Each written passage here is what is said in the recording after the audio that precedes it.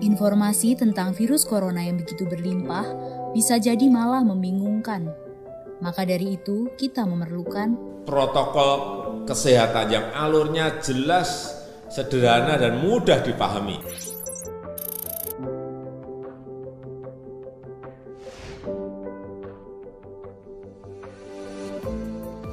Siapa yang berpotensi terpapar virus corona?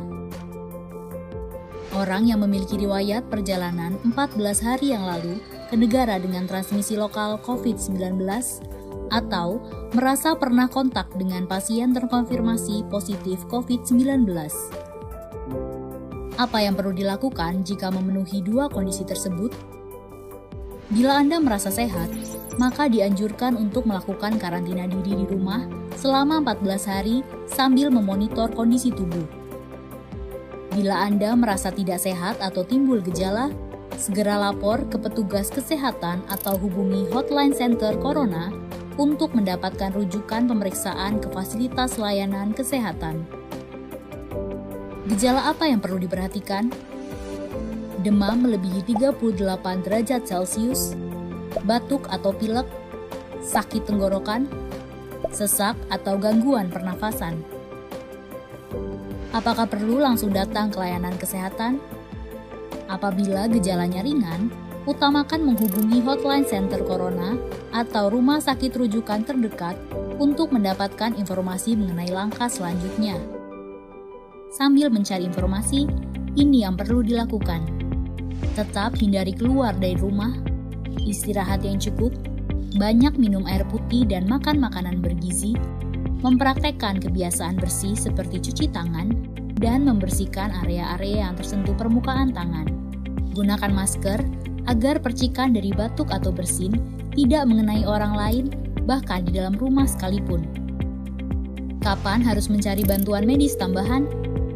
Bila gejala yang dirasakan cukup parah, misalnya sesak nafas berat, atau apabila Anda dalam klasifikasi kelompok rentan karena berusia lebih dari 60 tahun, memiliki penyakit kronis seperti diabetes, hipertensi, gangguan imun, ada riwayat sakit pernafasan, dan lainnya.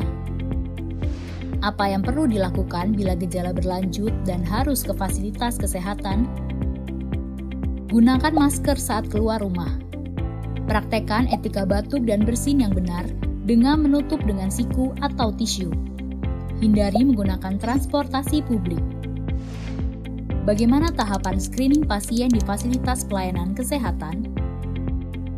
Sebelum memberikan perawatan, tenaga kesehatan di fasilitas layanan kesehatan akan melakukan screening. Jika tidak memenuhi kriteria pasien dalam pengawasan atau PDP COVID-19, maka akan dirawat inap atau rawat jalan, tergantung diagnosa dan keputusan dokter. Jika memenuhi kriteria pasien dalam pengawasan COVID-19, maka akan dirujuk ke salah satu rumah sakit rujukan, didampingi oleh tenaga kesehatan yang menggunakan alat pelindung diri atau APD. Di rumah sakit rujukan, spesimen pasien diambil untuk pemeriksaan lab dan pasien akan ditempatkan di ruang isolasi. Spesimen dikirim ke Badan Penelitian dan Pengembangan Kesehatan atau Balitbangkes di Jakarta. Hasil pemeriksaan pertama akan keluar dalam 24 jam. Jika hasilnya negatif, pasien akan dirawat sesuai dengan penyebab penyakit. Jika positif, maka pasien akan dinyatakan sebagai penderita COVID-19, diambil sampel setiap hari, dan baru akan keluar dari ruang isolasi jika pemeriksaan sampel 2 kali berturut-turut hasilnya negatif. Itulah informasi dan protokol kesehatan untuk masalah COVID-19 yang perlu diikuti oleh masyarakat. Sakit akibat virus corona dapat disembuhkan. Namun begitu, lebih baik mencegah dan tidak menularkan kepada mereka yang lebih rentan.